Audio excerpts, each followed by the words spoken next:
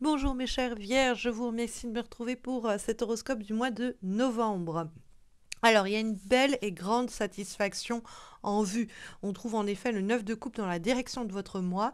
Et le 9 de coupe, c'est la carte Faites un vœu.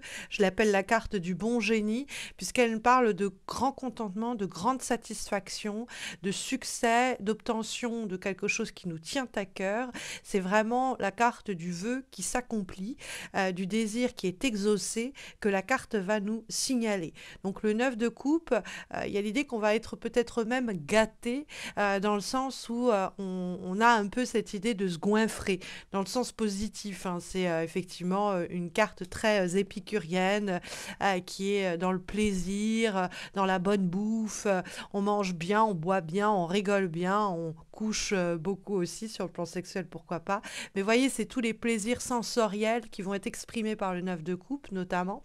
Et puis, c'est l'idée de quelque chose pourquoi on a éventuellement prié et qui vient à s'accomplir, hein. Donc, le 9 de coupe, c'est une carte qui nous dit de ne pas désespérer, de ne pas baisser les bras. Il y a en route une grande satisfaction qui est à portée de main dans le cadre des semaines qui viennent. Je vous dis ça parce que on a un tirage qui est un peu lent par ailleurs.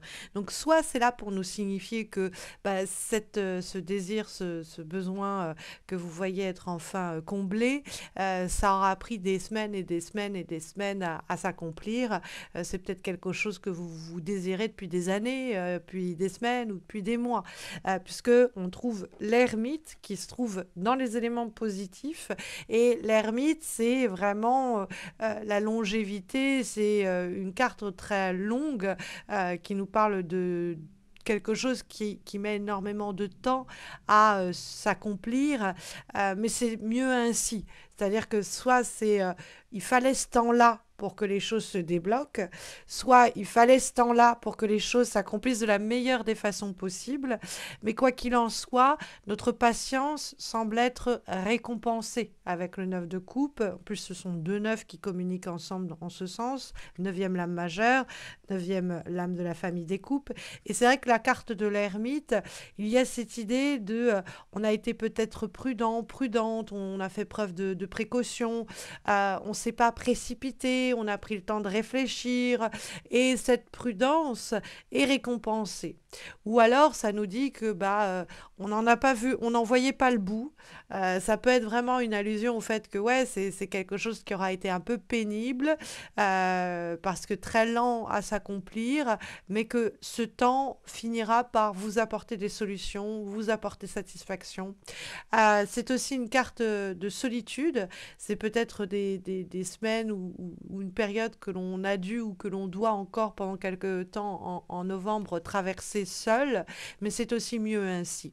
Après, l'ermite va vous encourager, va vous inviter à ne pas agir de façon prématurée. C'est une carte qui va prôner la réflexion, la méditation et un temps intérieur qui va permettre de trouver une solution, un dialogue aussi interne qui va être source de bienfaits.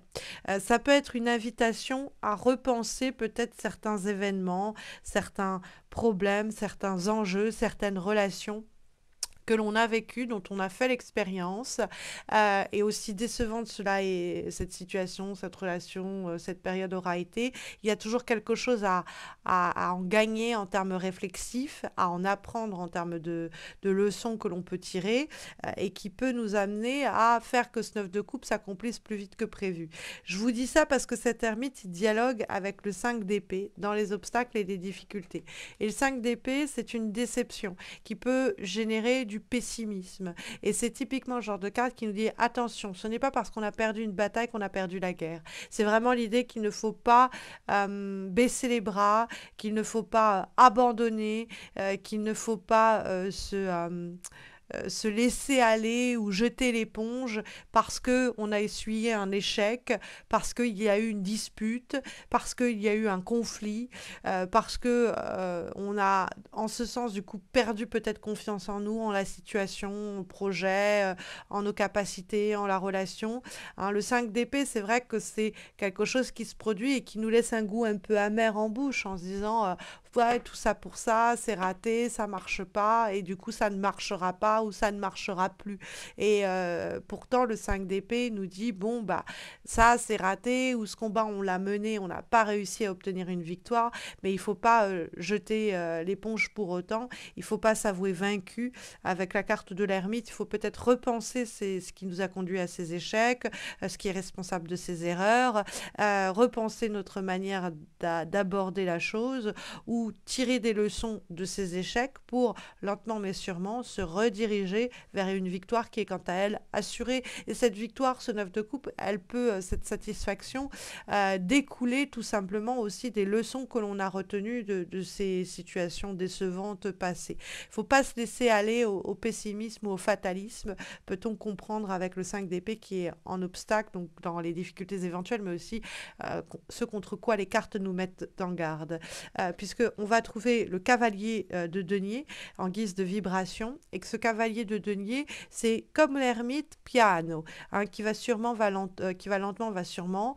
Il y a cette idée que ce n'est pas en se précipitant qu'on arrivera à changer la donne, que le temps, comme l'ermite l'indiquait, est vertueux, et qu'il peut permettre ce temps-là de faire émerger des nouvelles solutions, des nouveaux succès, des nouvelles satisfactions, hein, puisque ça dialogue en plus avec le 9 de coupe. Alors, sur un plan en plus très matériel, très pragmatique, quelquefois même financier, très terrestre, le cavalier de denier est porteur de messages et de nouvelles qui peuvent donc s'inscrire sur le plan économique, mais aussi sur le plan terrestre, encore une fois, quelque chose qui va être très palpable, très sensoriel, très terrestre. Donc on revient aux cinq sens dont nous parlait la carte du 9 de coupe. Ça peut être quelqu'un, aussi le cavalier de denier, ça peut être un signe de terre, donc bon, quelqu'un comme vous, vierge, mais ça peut être un taureau ou un capricorne, et qui arrive comme ça avec une proposition, une opportunité qui vient vous sortir peut-être un peu de ce temps d'isolement ou de solitude, et qui vient vous apporter une grande satisfaction. Mais plus largement, ce cavalier de denier, ça peut être plus simplement vous, hein, très simplement, qui, de façon méthodique, avance pas à pas vers ce 9 de coupe, vers l'obtention de ce succès. Bon, ça peut être l'idée qu'on met en place peut-être quelque chose que l'on pourrait considéré comme un peu routinier à prime abord, quelque chose que l'on pourrait ressentir comme monotone peut-être même, mais c'est, on va dire, une méthode qui va payer, hein, lentement mais sûrement, on y revient à cette idée-là, puisque on met un pied devant l'autre pour arriver jusqu'au 9 de coupe. Et toute cette attitude méthodique